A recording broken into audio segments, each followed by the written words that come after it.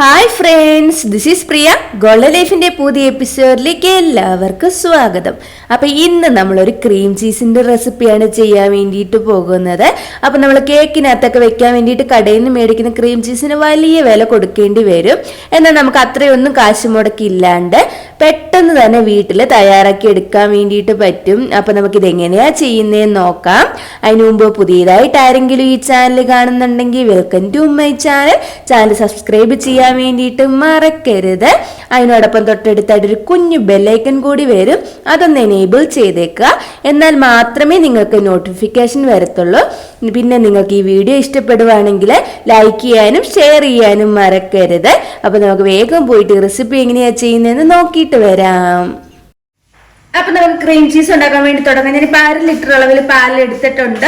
ഒരു കേക്കിന് വേണ്ടി നമുക്ക് 1/2 ലിറ്റർ പാല് മതിയാവും. ഇനി ഇത് നന്നായിട്ടൊന്ന് തിളച്ചിട്ട് വരട്ടെ. ഇപ്പൊ കണ്ടില്ലേ, നമ്മുടെ പാല് വന്നിട്ട് നന്നായിട്ടൊന്ന് തിളച്ചിട്ട് വന്നിട്ടുണ്ട്. ഇനി നമുക്ക് ഇതിലേക്ക് ഒരു 2 ടീസ്പൂൺ അളവിൽ വിനാഗിരി ചേർത്തിട്ട് കൊടുക്കാം. ഒന്ന് മിക്സ് ആക്കി കൊടുക്കാം. നമ്മുടെ പാല് അങ്ങനെ വെള്ളം പോലെ മാറും, പിരിഞ്ഞ ഒരു രീതിയിലായിരിക്കും നമുക്ക് കിട്ടുന്നുണ്ടാവുക.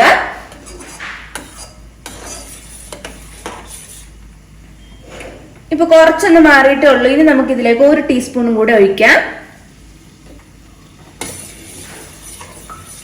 നല്ലതുപോലെ ഒന്ന് മിക്സ് ആക്കി കൊടുക്കുക. കണ്ടില്ലേ, ഇപ്പൊ നന്നായിട്ട് പിരിഞ്ഞതുപോലെ വന്നിട്ടുണ്ട്. ഇപ്പൊ കണ്ടില്ലേ, ഈ ഒരു രീതിയിൽ നന്നായിട്ട് പിരിഞ്ഞിട്ട് വന്നിട്ടുണ്ട്. ഇനി നമുക്ക് ഫ്ലെയിം ഓഫ് ചെയ്യാം. ഇനി നമുക്ക് ഇനി ഒന്ന് അരിച്ചിട്ടെടുക്കണം. അപ്പൊ നിങ്ങൾ 3 ടീസ്പൂൺ ഒഴിച്ചിട്ട് നിങ്ങളുടെ പാൽ ഇത്രയും നന്നായിട്ട് കട്ടിയായിട്ട് വന്നിട്ടില്ലെങ്കിൽ വീണ്ടും കുറച്ചും കൂടെ ഒഴിക്കുക. വിനാഗിരി കുറച്ച് കൂടിയെന്ന് വിചാരിച്ചിട്ട് ഒരു കുഴപ്പമില്ല. അപ്പൊ ഞാൻ ഇത് അരിച്ചിട്ട് കാണിച്ചു തരാം. ഈ വെള്ളം നമുക്ക് ആവശ്യമില്ല, ഈ കട്ടിയായിട്ട് കിടക്കുന്നത് മാത്രമേ നമുക്ക് ആവശ്യമുള്ളൂ. ഇപ്പൊ കണ്ടില്ലേ, ഇത് അരിച്ചെടുത്തിട്ടുണ്ട്. ഇനി എന്താ ചെയ്യേണ്ടതെന്ന് വെച്ചാൽ നമ്മുടെ സാധാ പച്ചവെള്ളം ഒഴിച്ചിട്ട് ഇതിനെ നന്നായിട്ടൊന്ന് കഴുകിയിട്ടെടുക്കണം. എന്തിനാന്ന് വെച്ചാൽ ഇതിനകത്ത് ആ വിനാഗിരിയുടെ ആ ടേസ്റ്റ് ഒക്കെ ഒന്ന് പോകാൻ വേണ്ടിയിട്ടാണ് നമ്മളിങ്ങനെ കഴുകിയിട്ടെടുക്കുന്നത്. നല്ലതുപോലെ ഒന്ന് കഴുകിയെടുക്കുക. ഇപ്പൊ കണ്ടില്ലേ, ഇതിനെ ഞാൻ നന്നായിട്ടൊന്ന് കഴുകി എടുത്തിട്ടുണ്ട്. ഇനി ഇതിലെ വെള്ളം പോകാൻ വേണ്ടി കുറച്ച് നേരം നമുക്ക് ഇങ്ങനെ തന്നെ വെക്കാം. ഒന്ന് നിരത്തി വെച്ചേക്കുക. ഇതിനകത്ത് ഫുള്ള് വെള്ളം പോയതിന് ശേഷം വേണം നമുക്ക് ഇനി ഒന്ന് അടിച്ചിട്ടെടുക്കാൻ. ഇപ്പൊ കണ്ടില്ലേ, ഇതിനകത്ത് വെള്ളം എല്ലാം ഒന്ന് പോയി കിട്ടിയിട്ടുണ്ട്. ഇനി നമുക്ക് മിക്സിയുടെ ചെറിയ ജാറിലേക്ക് ഇതിനെ അങ്ങോട്ട് ഇട്ടിട്ട് കൊടുക്കാം. ഇനി നമുക്ക് ഇനി നല്ലതുപോലെ ഒന്ന് അടിച്ചിട്ടെടുക്കാം. ഇത് അടിച്ചു വരാൻ വേണ്ടി കുറച്ചൊന്ന് സമയമാവും. ഇതിനകത്തേക്ക് നിങ്ങൾ വെള്ളം ഒന്നും ആഡ് ചെയ്യാൻ വേണ്ടിയിട്ട് പാടില്ല. നല്ല പേസ്റ്റ് പോലെ നമുക്ക് അരച്ച് കിട്ടണം.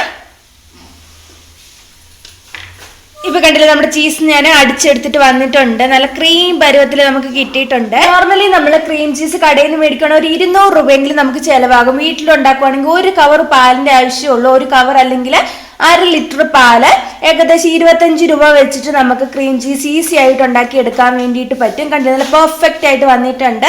നിങ്ങൾ കവർ പാല യൂസ് ചെയ്യുന്നെങ്കിൽ ഇങ്ങനെ ക്രീം പരുവായതിനു ശേഷം ഇതിലേക്ക് 1 ടേബിൾ സ്പൂൺ അളവിൽ ബട്ടറും കൂടെ ചേർത്തിട്ട് ഒന്നും കൂടെ ഒന്ന് അടിച്ചെടുക്കണം. അതെന്താന്ന് വെച്ചാൽ കവർ പാലിനകത്ത് വന്നിട്ട് അതിനകത്ത് നെയ്യൊക്കെ എടുത്തതിന് ശേഷം നമുക്ക് തരിക. അതുകൊണ്ടാണ് വീടുകളിൽ നിന്നോ അല്ലെങ്കിൽ സൊസൈറ്റിയിൽ നിന്നൊക്കെ മേടിക്കുന്നതാണെങ്കിൽ ജസ്റ്റ് ഇങ്ങനെ അടിച്ച് ക്രീം പരുവത്തിലാക്കി എടുത്താൽ മതി. ധൈര്യമായിട്ട് നമുക്കിത് കേക്കിനകത്ത് ഉപയോഗിക്കാം. നമ്മൾ കടകളിൽ നിന്നൊക്കെ മേടിക്കുന്ന ആ പെർഫെക്റ്റ് ആയിട്ടുള്ള ക്രീം ചീസ് തന്നെയാണ് ഇത്. കണ്ടില്ല, നല്ല ക്രീം പരുവത്തിൽ വന്നിട്ടുണ്ട്. അപ്പൊ നിങ്ങൾ എല്ലാവരും ഈ റെസിപ്പി ഒന്ന് ട്രൈ ചെയ്തിട്ട് നോക്കുക. ട്രൈ ചെയ്തിട്ട് നിങ്ങളുടെ അഭിപ്രായങ്ങൾ കമന്റ് ബോക്സിൽ അറിയിക്കാൻ വേണ്ടി മറക്കരുത്.